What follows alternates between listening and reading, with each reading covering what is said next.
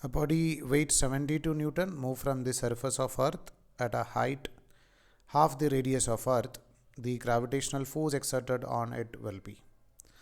So we can write the weight of object, which we can take it as m into g or m into g naught on the surface, which is given as nothing but 72 Newton. So our aim is to find out what about the value of weight at a height which is equal to half the radius of Earth. So we can write weight at a height h is equal to m into g at a height h. So we can write m into g at a height h can be written as g naught divided by 1 plus h divided by r the whole square. So we can write it as m into g naught divided by 1 plus the value of h is given as nothing but r divided by 2 divided by r the whole square. So this r get cancelled. So this can be written as m into g naught divided by 1 plus 1 by 2, which we can take it as 3 by 2 the whole square.